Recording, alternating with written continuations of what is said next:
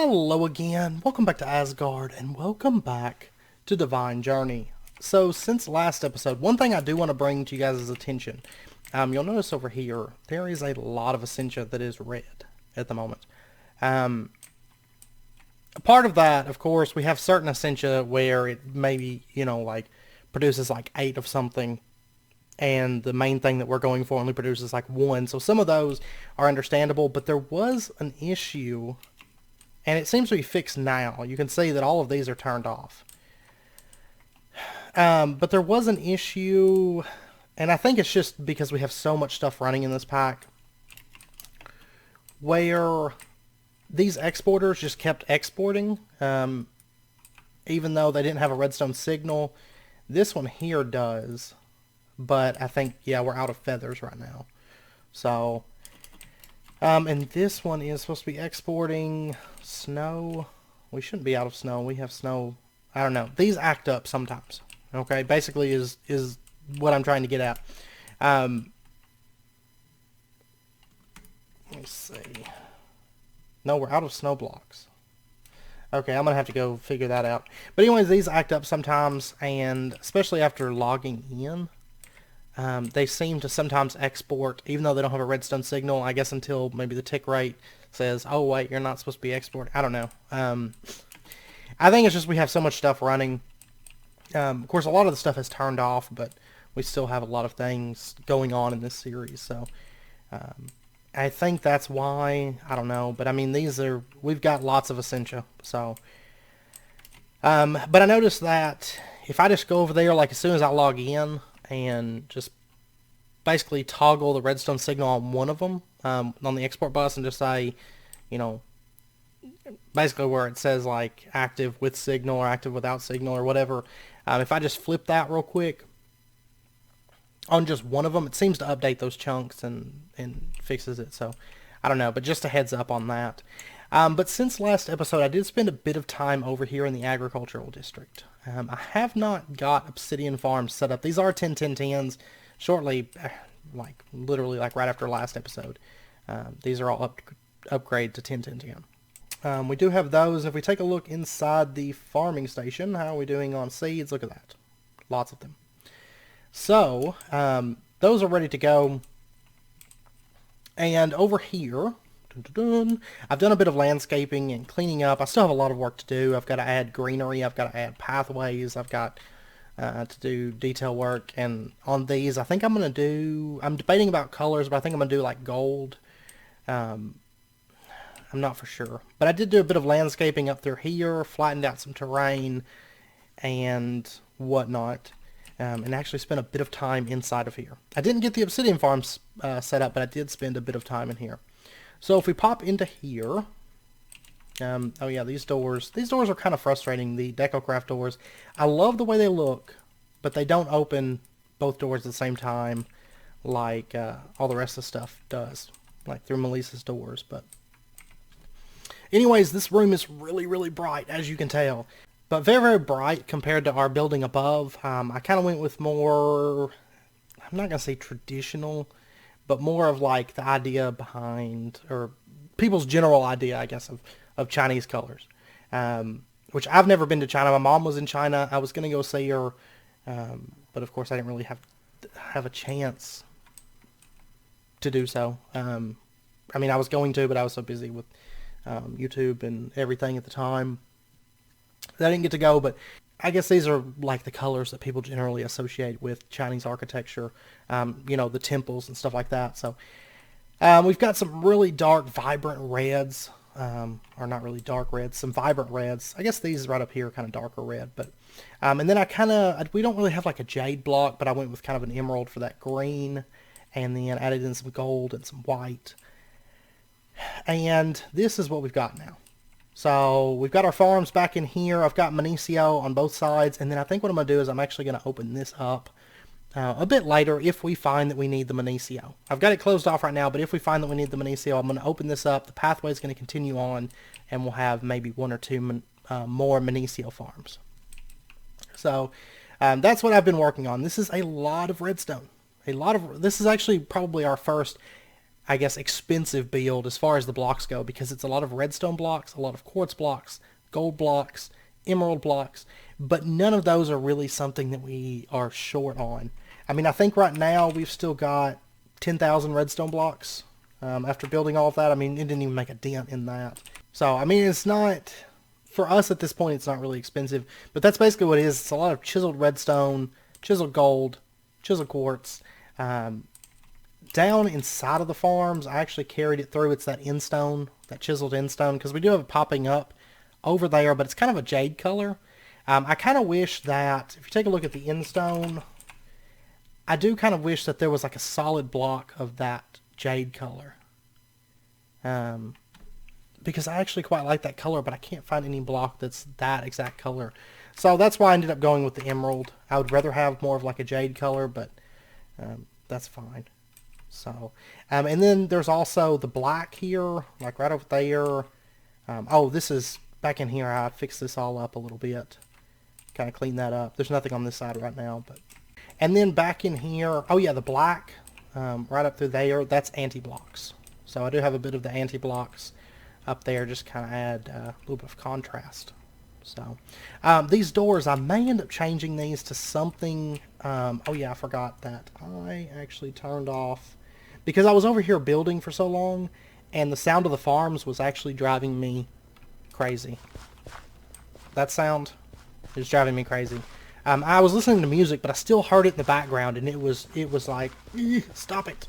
Like, so I ended up just turning off the volume for a while. And then back here, I've got elevators that I've just colored with ink sacs, and they just go straight down into this. So that's where the obsidian farm is going to be. I haven't even started it. I spent forever working on this because I actually started with a different color combination, and I was not happy with it. Basically, where you see a lot of the red, I had a lot more black in the original build, and it was just like, no.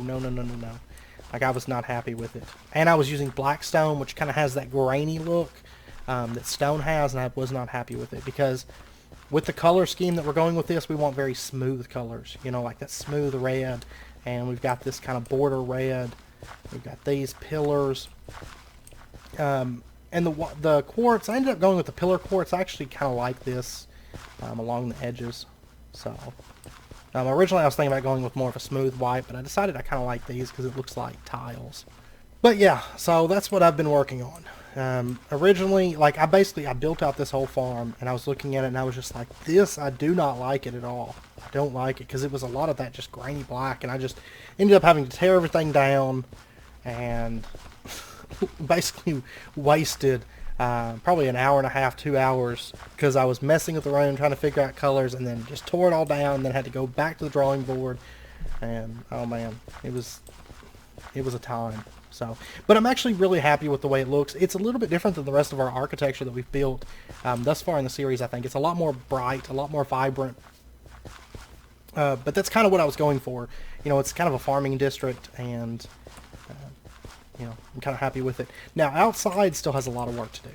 I need a lot of work. I actually want to kind of do a bit more detail, not just have this square. I'm going to do some other stuff to it, but this is just kind of, I started laying out that the dark stone through here, and just to kind of get like a basis of what we're working with, and then I'm going to go through and kind of detail and clean up and stuff like that. So, but I do want to kind of shape this up so it's not so square and more, you know, I don't know, I can't think of the word, but anyways, so this is really just a very, very rough start to this, but I would like to start working in this agriculture, I was about to say architectural district, but the agriculture district a bit. So, and I want to do something over here, and this is going to be gone probably by next episode. As soon as I set up the obsidian farm, I'm probably going to tear this down, because I don't need it. At least at the moment, I don't need it.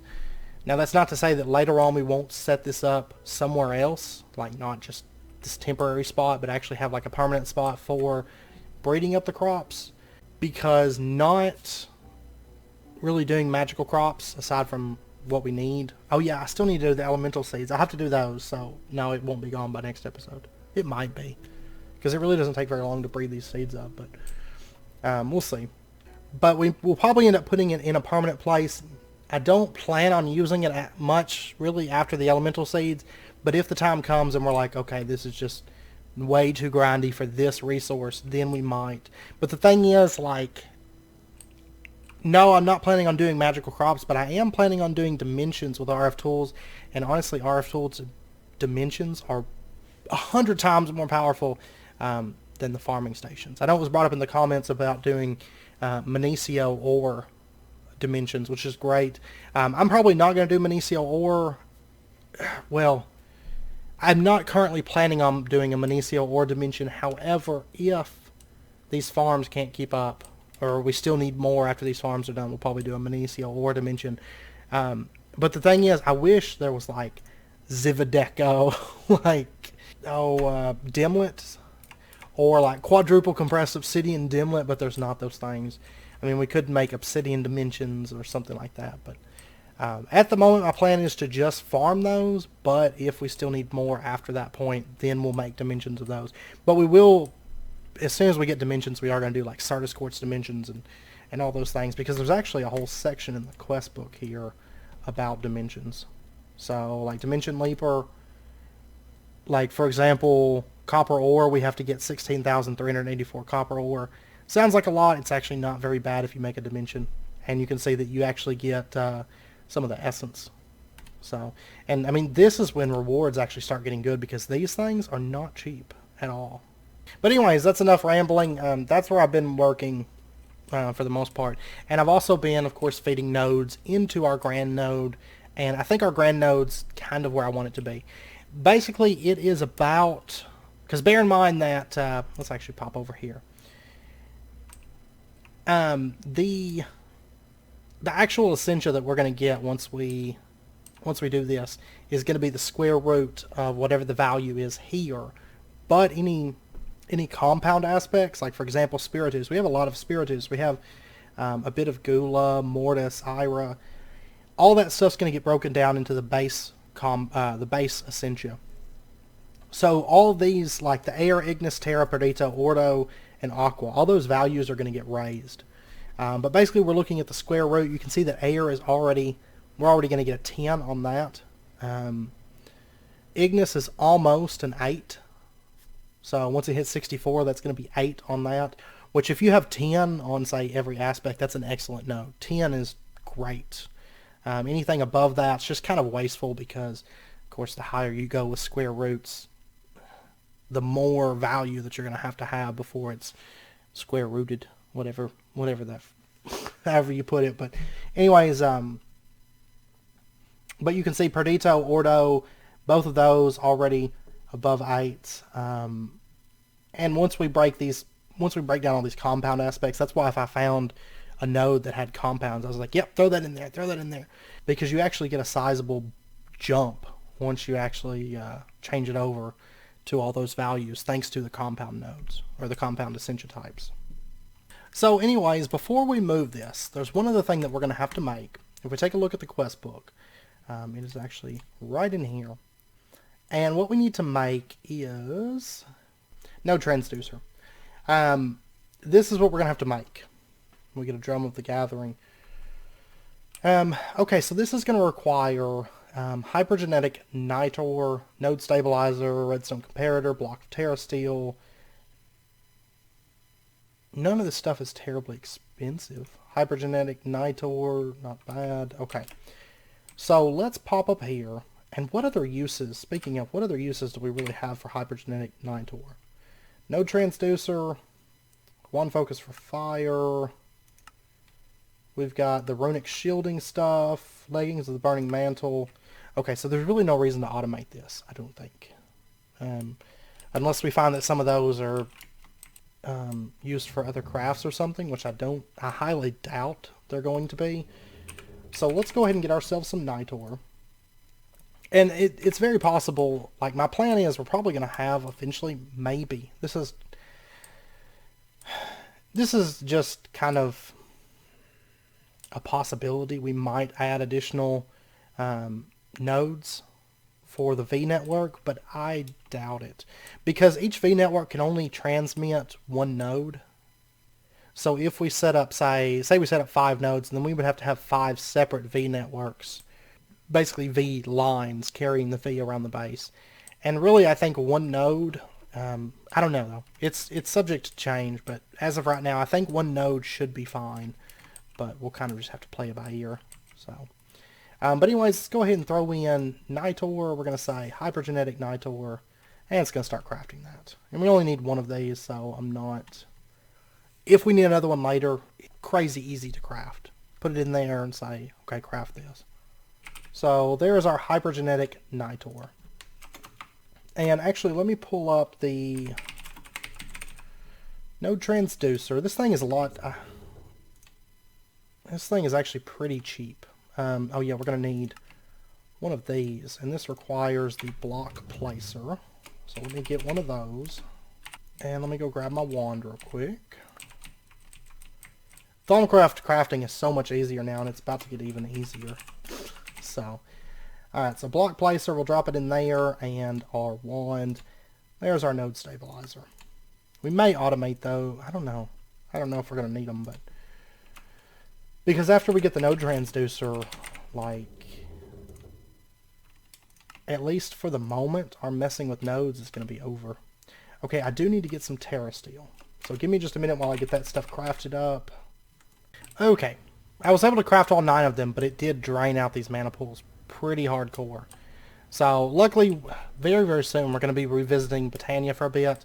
We're going to be doing mana batteries and kind of upgrading mana production and stuff like that, because I was able to craft all those, but it was kind of scary there for a minute, because I was like, oh, we're going to run out of mana. And that last one, it kind of like hitched up for a second, and I was like, okay, here you go. Because, of course, it was having to craft the mana steel, the mana diamond, the mana pearl, all that stuff as well. So, but once we get our mana battery and our upgraded mana production and stuff like that, I don't think it's going to be too much of an issue. So, okay, so we've got that stuff. And I believe we are all set up now to get our node transducer. There we go. We'll drop that in there. And there we go.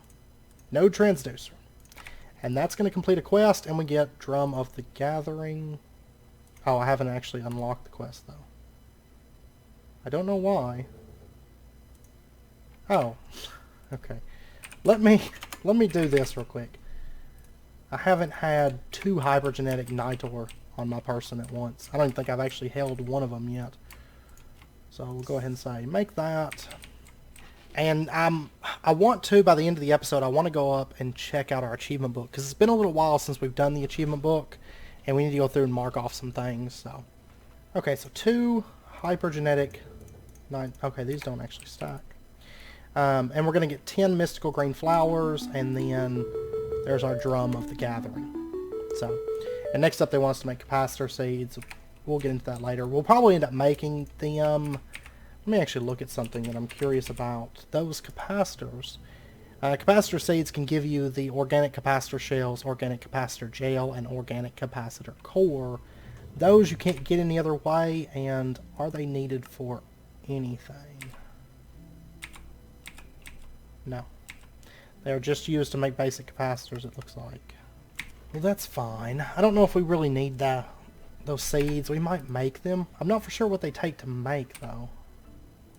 They're a pain to farm. I did them in Project Ozone, and okay, you need Zacharium, and that's a little bit later in the pack, I think. Well, no, it's not actually that bad. Zachar crystals. I think we can make all that stuff. Then you smelt it, and then you combine it with a scorching sword or a blood gem sword.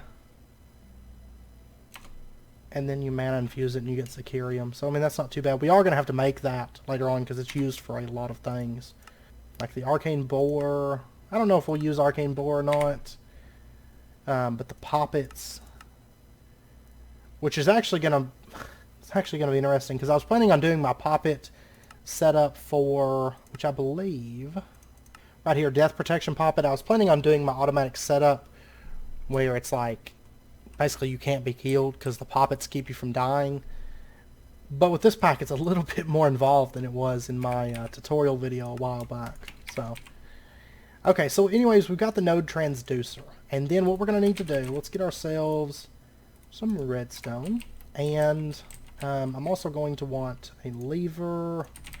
Actually, I don't want to take that one simply because I use that one for moving nodes. I don't know how much node moving I'll do now that the master node is done, but I think I still want to grow these a little bit. So just so that they're bigger, mainly. And I need to finish putting those arcane pedestals in there, because I think we've got plenty of obsidian now, so. That was the main reason I stopped, because the obsidian cost was pretty crazy at the time. Okay, so I'm going to go ahead and disable that. You don't really have to, unless you have it set up in the next step that we're about to set up, so.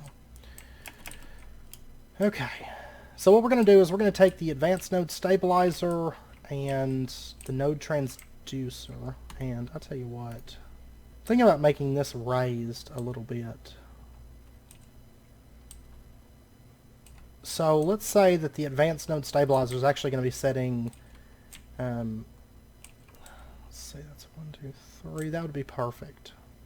Yeah, so we're going to set the advanced node stabilizer right there, so it's slightly raised above these. And then we're going to have to do the node transducer goes above it and all of that, so.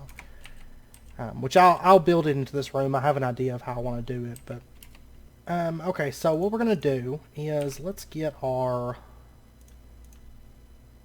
node moving stuff.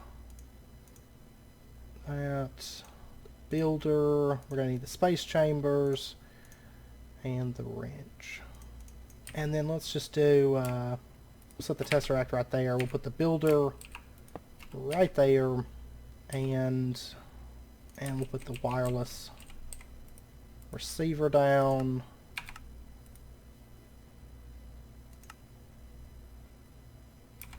And we'll say it's 900. Okay. So anyways, then we'll pop over here and we'll set up our space chamber. So just like moving any other node, doesn't need any special care. There we go. We'll grab our cobble. Create that, and then we'll set our wireless transmitter 900. And there we go. It is gone. I am so happy that this point has come, though, because I have gotten so tired of moving nodes. Like,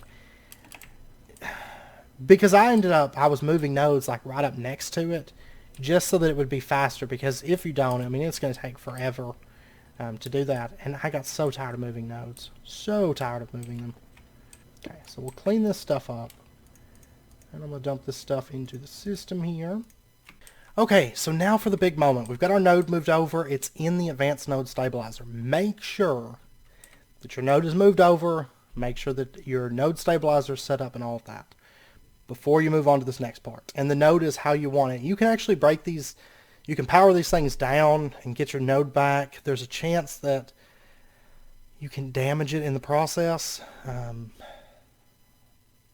And honestly, I generally don't power down the nodes. Like, I get them where I want them to be, like as far as stats, I get them where I want them to be as far as placement.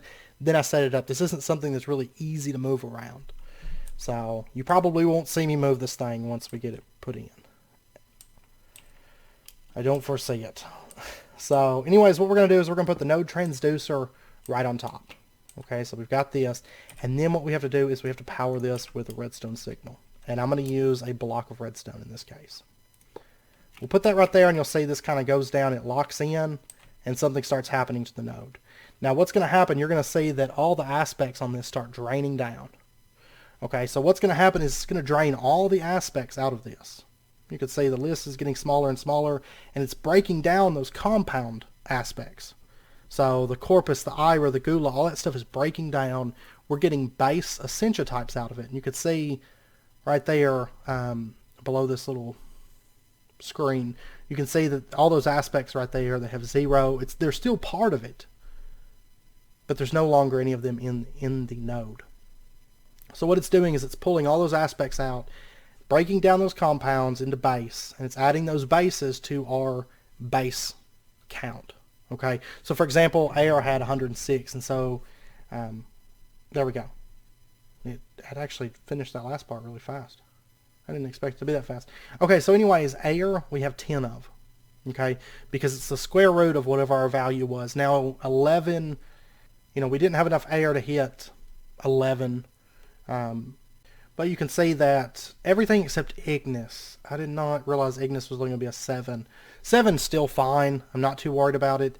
I know Ignis is used to run the alchemical furnace, or whatever it's called.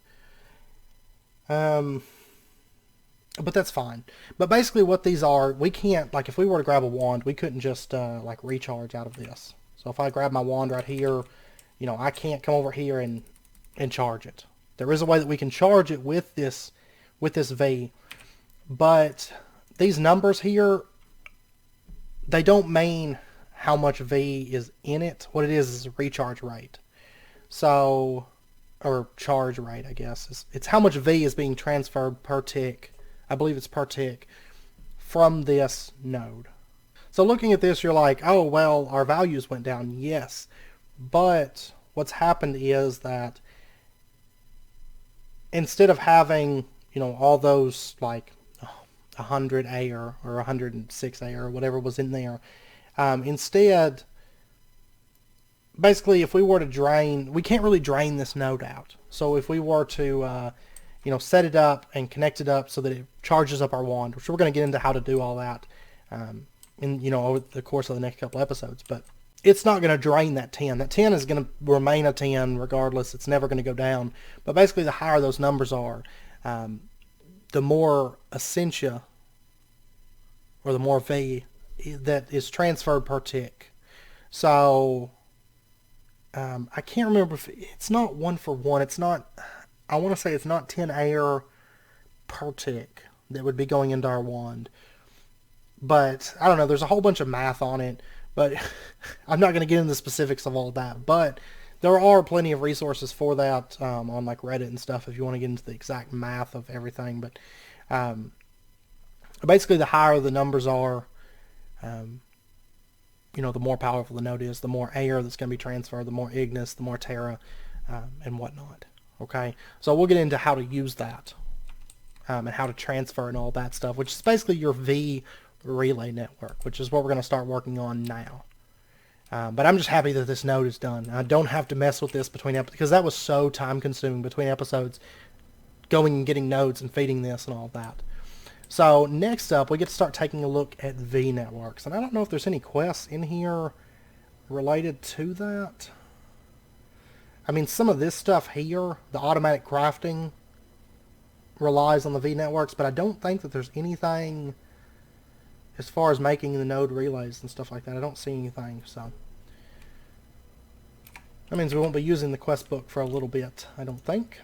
And by the way, if you want to read more about the V networks and stuff like that, if you have any questions, it's all covered in the Thaumic under Harnessing V right here, under Thaumaturgy. So you can just flip through here, and it talks about like the more intricate stuff, like it's called Centa V, and it is 1/100 of a V each tick. Okay. So anyways, we're going to go ahead and start utilizing this V network, just the basics today, and then next episode we'll get into a little bit more advanced stuff like the arcane assemblers and stuff like that. So what we're going to need to do, we need to make ourselves, right here, the V relays, we're going to need to make some of these. So balance shards and dark steel. Okay. Not terribly expensive. And let's go ahead and get, we're going to need a few of these. So I'm going to go ahead and start with 8. Sounds good. Okay. And I'm going to go ahead and just deposit this in there and let that charge up. Okay, so the way that we use this is basically we use these V relays, and they can connect up to 8 blocks.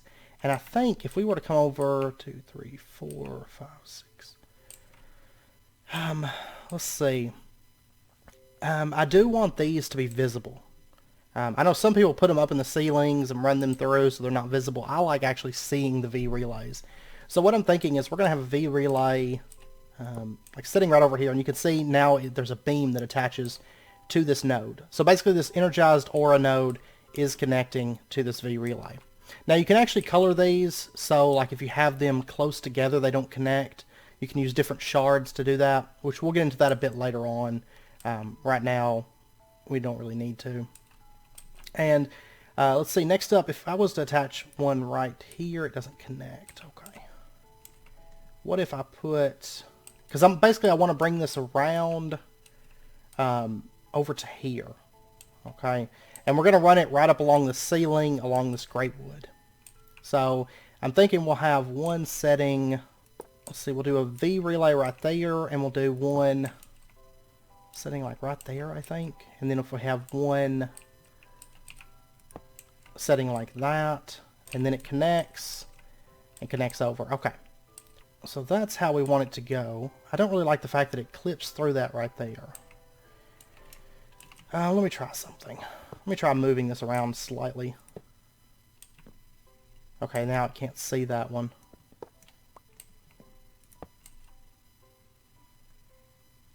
Yeah, I can't see that right there. Okay, we may have to just deal with the clipping right there, I think. I don't know. I may adjust this layout a little bit more a little bit later on, but because I'm thinking we'll have a V line that comes out in that direction, and then we'll probably end up having a V line that comes out in this direction and crosses over by that, I think. But anyways, we've got it over to here, and then let's do like one right there. Okay, why are you not connecting? Well, okay, it'll connect to there. I don't know why it won't connect like it should. Okay, there we go. There we go. And then if I put that there. Okay. Oh, actually, I'll tell you what. Can I have it sitting there by chance? Nope. Okay, I'm doing a little bit of maneuvering here. Okay. Yeah, we're not going to be able to do that. I'm going to have to make some more of these. That's fine. It's not really a problem. But I'll connect it across like that, and then that'll connect. Okay. Yeah, that'll be good. And then let me get our wand back. And like I said, I might do a little bit of adjustment. But see, I actually like the way these look. They kind of remind me of like constellations. Like those constellation lines. That's what it makes me think of. And I think it, I don't know, I think it looks cool. Because it's like V cabling. And I don't know. I like seeing it personally. And if you don't, you can hide it in a ceiling or whatever. Let's get like 4 more of these. I'm not going to be able to run it. Yeah, that's just a little bit too far. So what I'll do is I'll just bring it around this corner. And then we'll put it like right there. That should connect. I don't know why it's doing that sometimes. There we go. I think it's just a bug. Okay, so we'll bring it across like that, and honestly, I might... I'll tell you what, these aren't expensive to make. Okay, I set it up like that, so it kind of just dips down and then comes back out. I think that looks better than having it way out here. So, okay, so anyways, now that we've got that done, I've still got 2 V relays. It's actually one more than what I'm going to need for this. The next thing that we are going to need is Thaumic Energistics, the V relay interface. This requires some thaumium, a P2P tunnel, ME, and then a couple balance shards. So let me order... It keeps ore dictionarying the other shards with balance shards. Let me get a P2P, ME, and there we go, and drop our wand in there, and this thing, it's not terribly expensive either, it's 3.8 on everything.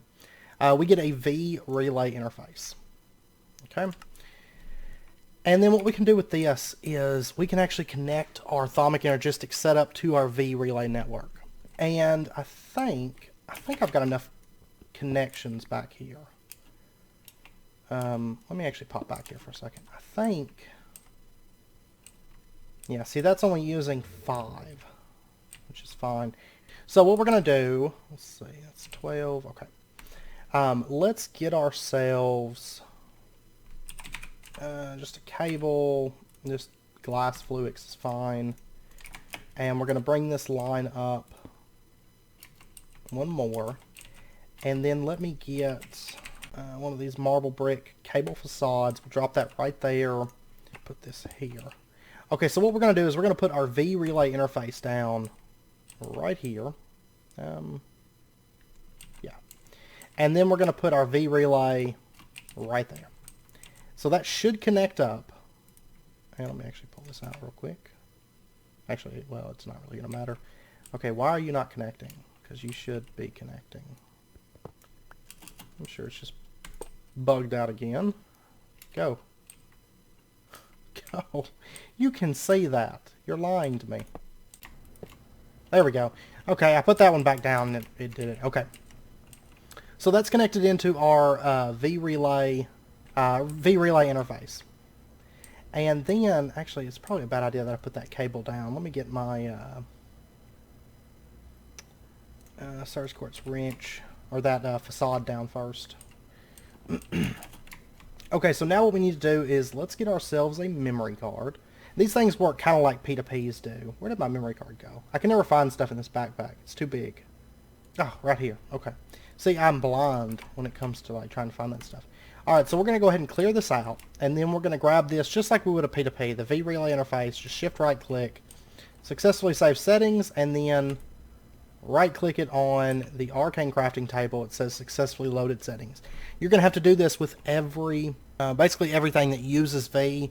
You're going to have to connect it to a V-Relay interface, because that tells it that this interface, where this V network is connecting into, that this system can use that specific V network.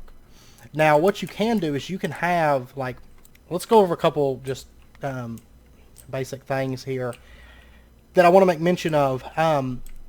For example, if you had, say this node right here, I could connect another V relay, like, well, I can't see it from that side. So if I was to set it like right here, you can see that this can connect to that node.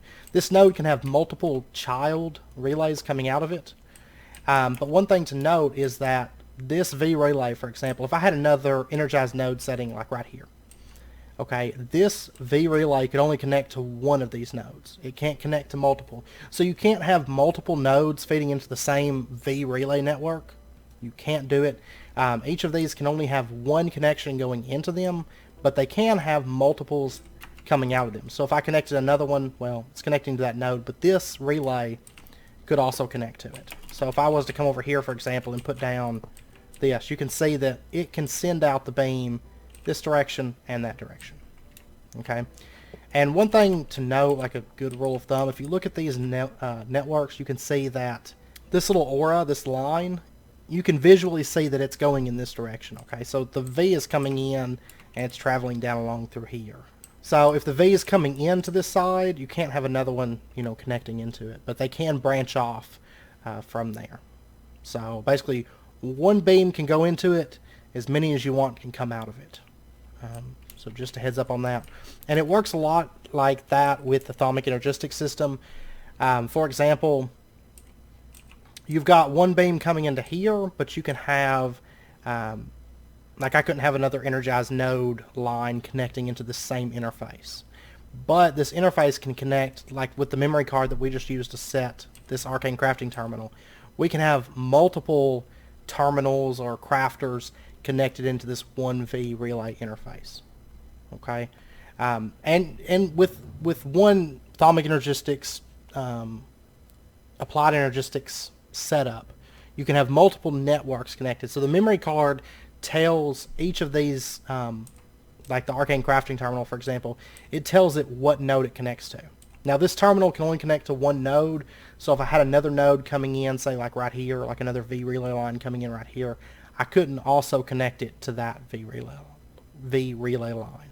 Okay, so basically just bear that in mind. Each machine is going to connect to one input. Okay, So you can't have multiples. Like I couldn't do like 10 Ignis V relay networks connecting into one infernal furnace, for example. Okay, so if you guys have any questions, I hope that's pretty clear, but if you guys have any questions, just let me know. Okay, so that is connected. Now later on we'll connect multiple things, like more things into this V relay network, but for right now that's fine. We've got what we want plugged up. So this arcane crafting terminal, this is our manual one. Later on we'll get into automating crafting and stuff like that, but what we can do now is we can actually just take our wand and drop it into here, and if you look right there, the numbers are going up. Okay, now air's filled up, Aqua and Perdito, Terra's filled up, and you can see it's just constantly recharging that node, and it's not going to drain. It's not going to drain this. Okay, you can actually see Ignis is kind of traveling through here. Actually, it's going to be all of them, but if you notice right here, it's not going down. Okay, it's never going to go down. This is how it is.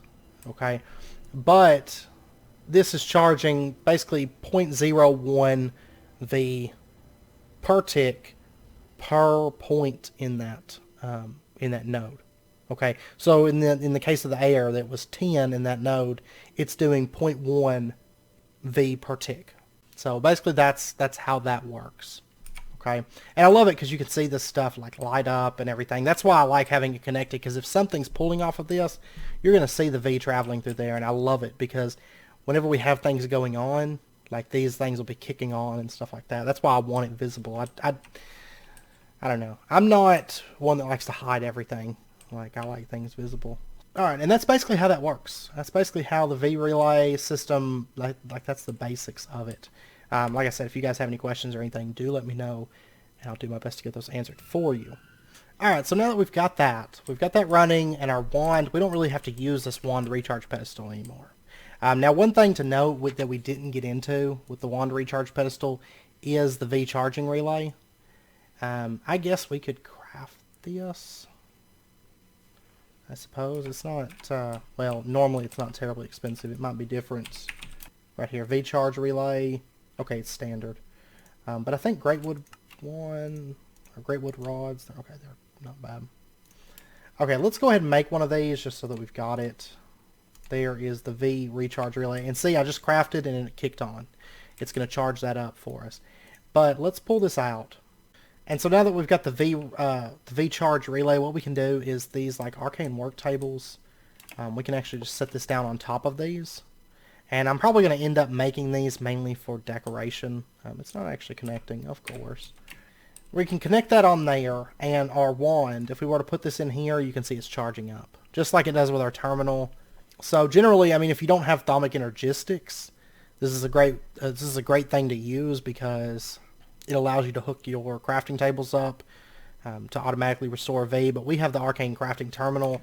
We're not really going to be using these. So I'm like I said, I'm still going to plug these up or set these down because I think it makes the tables look better. Like just having that on top.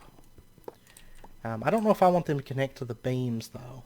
That's the only thing, because over here I'd have beams like coming down, and see, I don't really like that. So what we're probably going to do is, let's actually grab a shard here, and we're going to color our lines. And I think I'm going to go with like entropy. And one thing to note, coloring this with a specific shard doesn't dictate what kind of V can travel through it. So if I hit that with an entropy shard, you'll notice the crystal turns dark purple. It still connects to these because they're not colored. But if I was to say, let me get it. It doesn't consume the shard, by the way. Just a heads up. But let's say I was to get, say, an order shard, and I was to click that with an order shard.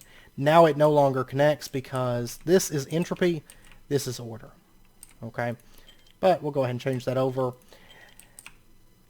And it doesn't mean that only Perdito can travel through this line. All 6 aspects are going to travel through this. It's just a way to color your lines so that you can kind of keep certain lines from connecting, which will come in use a little bit later when we have multiple V networks running through an area.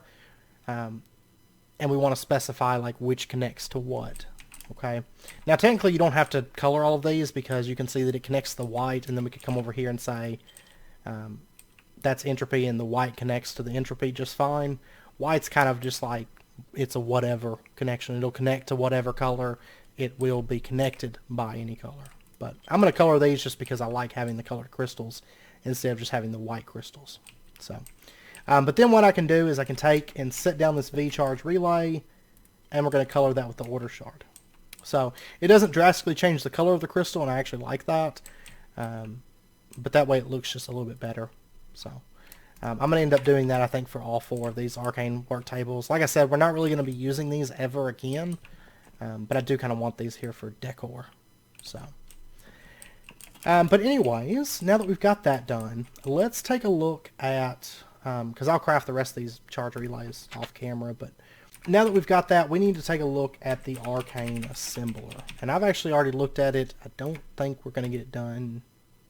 Like, we may get it crafted, but we probably won't get it set up this episode because there's a little bit more involved with it as far as setting that up. But anyways, the arcane assembler requires each shard type, including balance shards, and it requires a molecular assembler and a thaumic embossed silverwood scepter. Now it shows it being filled. I don't know for sure that it has to be full. I'm not for sure. Okay, so all these aspects we've got except Arum. I need to get back on that. I've been sidetracked. I think, yeah, Fabrica we've got. Okay, and we've got Arum 47 right there, so we're good. Okay, and I got our molecular assembler ordered. Now, we're also going to need that thaumium scepter. It has to be the scepter, it can't be the wand. So this is going to require 3 of those charged thaumium caps, silverwood rod, and then a primal charm. So let's actually do it over here. Let's see, inert thaumium caps, we're going to need Gaia spirits. How many Gaia spirits do I have? 4. Okay, that works out perfect. Or better than perfect. I am going to need more thaumium though, so let me order, say, we'll say 100. Make me 100 thaumium. Okay, and while that's crafting, we're also going to need a primal charm. So let's go ahead and let me actually put that back in there. Okay, let me order balance shards, but I don't think it's going to be able to craft it because I think balance shards are in the same thing as this. Okay, so what I'm going to do is I'm just going to take these air shards. That's the nice thing about having multiples of these, is we can just go over here and, actually this one had that. I want to go ahead and empty that. Go ahead and make me balance shards. Which what I might do, since this has thaumium in it, and void metal, I may actually spread these out a little bit. Maybe do like thaumium in this one, void metal, balance shards, because all of those things we're going to be using a lot of. Now, aluminum and nitor, I don't think we're going to be using as much of. At least I don't anticipate it, but we'll see. And actually, I tell you what, probably one of the first things we do next episode, like as far as automation with the arcane assemblers, we're probably going to automate arcane assemblers. Because we have to make primal charms. There's one of those. You can see it just kicked on over here. And it's charging that up. I love it. I love it so much. Because there's actually quite a few steps, and that's one of those things I wouldn't mind having automated. Alright, so silverwood wand. We are going to have to make this. This is silverwood logs. Now this is one thing I can't wait to get automated. Is the arcane infusion. Like, I can't wait for that. And I think that's, yeah, we've got all that stuff, so let me just snag this wand. Go.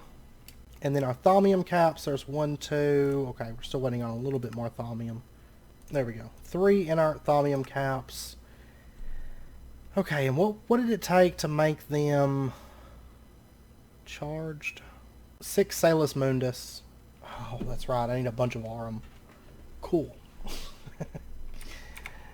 Oh my gosh, I need to get that Arum set up, which means I need to get all the rest of those things set up. Okay, so we're going to need 18 Salus Mundus. Go, it's crafting away, and it's probably going to get stopped up. Yeah, because it's finishing up that thaumium, but it's almost done with that 100 thaumium that we ordered. Okay, so there's our silverwood rod. And then the primal charm goes right there. And then we just need...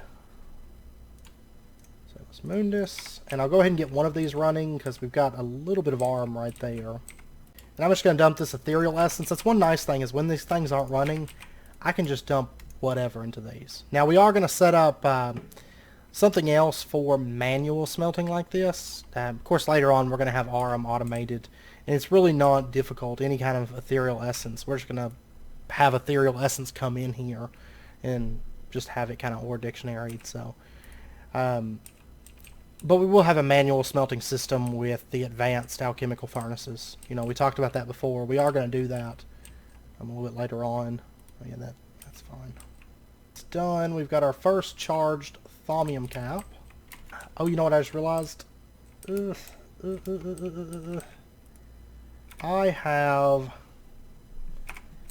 don't have a place for Aurum.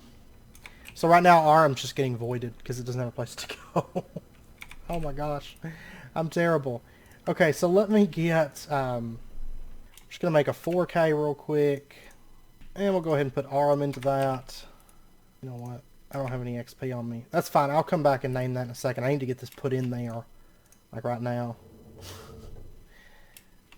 Okay, so that's going to start getting Aurum. Okay, so we have a place for Aurum to go. It was an easy fix, but I did waste quite a bit of Aurum there. Probably close to 100 Aurum. Not really a problem because we have it, all that stuff. Ethereal Essence is automated and everything, so no big deal. Okay, our third one cap is pulling in the last of the Salus Mundus. Like 3 more to go. And then our scepter will be done. These are a little bit expensive. It won't be so bad once this part's automated, but Arcane Infusion's like the last step that's kind of like, like, it's a little bit involved right now. Okay, Thaumium Boss Silverwood Scepter. There we go. Okay, so now that we've got that, now we just need each of the shards, and I'm going to need a balance shard. And let me make sure this is all correct. Arcane Assembler. Yep, and we should have all this stuff in the system. Okay, maybe this has to be fully charged. I think it does. Alright, when it comes to charging things like that, I'm just going to put them into this. This is a lot faster than putting them into our V network. The V network takes a little bit more time, but it's useful for things that are just kind of hanging out there. It's probably not, yeah, it's not going to be able to fully charge this, but I'm going to drain what we have. Well, I don't know. These might. Yeah, see, it's got 58 more ordo. That's one reason I want to keep building up these nodes, because something like this, you know, it'd be a little bit easier to charge it with this. So we'll put that right there, and then, okay, that's what the issue was. It does require a fully charged scepter to make an arcane assembler. That is insane. I mean, it's not terrible, but still, that's, I mean, making those isn't just crazy cheap. Yeah, we've got plenty of Aurum. Still wish there was a way to speed up the speed that the runic matrix pulls in essentia. Like, I feel like in a pack like this, where we're going to be crafting some of these things, like, quite a bit. I mean, we'll probably end up keeping things like that we need a lot of. We'll keep it in stock. Making sure it's pulling in stuff. We'll keep it in stock, but I feel like in a pack like this is going to be one of the slow points of automation. I mean, we could make more runic altars, which we might do that. But anyways, there is our very first arcane assembler. And it contains stored V. If we were to put this down, you can see that air, aqua, we have 150 of each of these. So at least the scepter that we made and charged up, it does keep that in there. So, but you can see a lot of slots here. We're going to get into this stuff next episode. Okay, I'd like to have probably a full episode dedicated to arcane assemblers, setting those up, and you know, because we've got slots here for armor, we've got all these different things, which we'll get into those next episode. So, at least we've got it made. I'm probably... Oh, don't tell me that it... Okay, don't do like I did and place it and then break it, but I wanted to show it to you guys. So, it doesn't really matter because we have a V relay network. It's fine. I'm not that concerned about it. That's no problem. But I feel like it's a good point to get to with this episode because we've got this. That means next episode we can hit the ground running. There's a couple other things that we're going to have to craft, but nothing too... I don't think it's going to be anywhere near as expensive. No, not at all. We can kind of hit the ground running next episode. We'll go ahead and turn this in. We get 4 knowledge fragments, which I mean, we've got tons of those things. But that way we're kind of in a good spot for next episode. Because that's where we're going to be spending most of the episode. Next episode is working with that arcane assembler and whatnot. Now I do want to check the achievement book real quick. So, because we've come to a good stopping point for this episode. And the nice thing is, you know, we got... You notice how easy Thaumcraft got once we automated Essentia. Once we automated... you know, the alchemical furnaces and the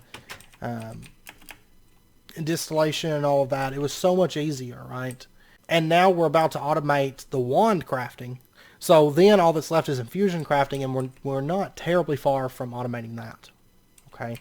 I went to the wrong spot. Pretty soon Thaumcraft is going to be just easy. Like, we click a button, we get what we want kind of a thing, which is nice. Let's see, I think there's some things back a little ways that we've done, like involving seeds, maybe. Craft magical crop seeds using your runic altar. We have done that now. Set up automated magical crop farms using Ender farming stations. We have done that. Use crop sticks to turn a magical crop seed to an agricraft seed and mutate it until it's 10 to 10. And later you can get the clipper and stuff like that. We've done that. Craft agricraft farming stations to harvest your agricraft magical crops. We've done that. And craft growth pulsers to further improve the growth speed of your crops. We have not done growth pulsers, but we've done imaginary time blocks, which I feel like, because I think growth pulsers are cheaper, and basically the imaginary time block is like an upgrade. So I'm going to go ahead and mark that off, because we didn't use magical crops until later. Right here, alchemical construct, we've done that. Mnemonic matrices, we've done that. Use your dice of faith to create a runic matrix, set up an infusion altar, and surround it with jars of essentia. We've done that. Make the area around your infusion altar symmetrical. That's the skulls and all that we've done. So I'll go ahead and mark that off. Upgrade your wand to the Thaumic embossed silverwood wand. Yeah, it's been a while since we've done the achievement book. Skythorn portal. Yeah, we've done that. We've done all the portals up to this point. We've got one more left, but that's, I think it's like after Witchery before we can do that. Make void metal, craft the void thaumaturge armor. We have not done the void thaumaturge armor. I keep meaning to do it because you get that V discount, but honestly, since we were moving nodes so easily, V discount really wasn't that much of a priority for me, truth be told, because we haven't had an issue with V really much at all in this pack. Craft a sanity checker, do more research so you get more and more insane. We've done that. Once you're insane enough that an Eldritch Guardian spawns, capture it in a soul vial and create a powered spawner for it. See, I've had Eldritch Guardians spawn, but I can never find them. Like, I get the fog, but I have never been able to find them. They spawn from time to time, I just can't. So I'm not going to mark that off yet. Upgrade your wand to the Thaumic embossed infernal wand, or use a silverwood staff core that can hold up to 250 of each aspect. Yeah, we've done the Thaumic embossed infernal. Set up a powered spawner of wisps for Thaumic Energistics items. You can find wisps in the nether. Yeah, we've done that. ME Essentia storage cells, and set up an area close to your Thaumcraft machines to store them in drives. We've done that. Craft Essentia providers for your alchemical constructs and an infusion provider for your infusion altar. We've done that.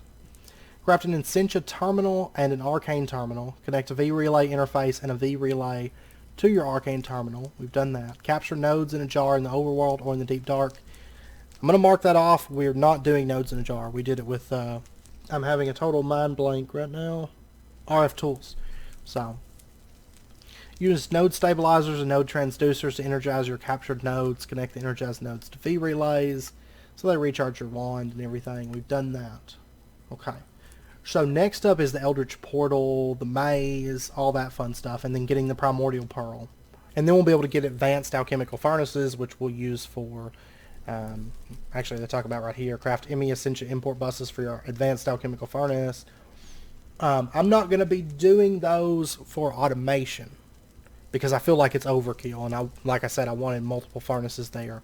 But we will have an advanced alchemical furnace for our manual smelting.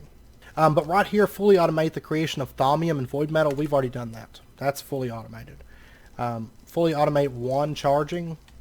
We've done that. Craft a knowledge inscriber. We're going to get into that next episode. Arcane assemblers. Right up here, set up ME essentia level emitters to indicate if you're low on one type of essentia and trigger auto crafting of that essentia using your advanced alchemical furnace. I'm going to go ahead and mark that off. I still have a few more aspects to do, or essentia types to do, but, you know, we've covered that. Fully automate Thaumic alchemy recipes so you can request them from your ME system. We've done that. Now, I will say we haven't automated everything that we're ever going to automate with it, but we do have it set up. So we can, you know, we can order thaumium, we can order void metal, and all that stuff, and it's fully automated. So that part's done. Now, Thaumcraft Infusion's not. And then Eyes of Ender. We haven't... Have we been to the end in this pack? I think we have. I know it's not required up to this point, but yeah, we've been to the end because I've got the Dragon Heart and stuff. Okay. It's been a little while, so I can't remember because I get all my packs confused. So, right here, craft Eyes of Ender to find the end portal, defeat the end dragon. We've done that. We've got Draconium. Craft Savicio armor. We've got that. Craft a Clipper. Now you don't have to craft each individual magical crop seed again, which you never really had to because you can actually spread them. So, like, you don't have to have the clippers at all for that. So, and I mean, a lot of people prefer to spread them anyway, so we'll go ahead and mark that off. Mortem, we've already been to Mortem. Or no, I think that's it. Because then it starts moving into Witchery. So, which, I mean, if you look at this, 300 is the end, which is bonus stuff. So, I mean, we're fairly far into the pack, I'd say, at this point. Because we are up around 150, give or take. Which some of the stuff that they talk about doing, we've already done. As you can see, we've marked some of these things off. But we're definitely getting there. So anyways, I know it's about wrapping, I know it's past wrapping up point for this episode. So next episode, that's what we'll do, is we'll get into arcane assemblers, which I'm super excited to be getting into. Honestly, probably spend at least the majority of the episode working with those, if not all of the episode. So just a heads up.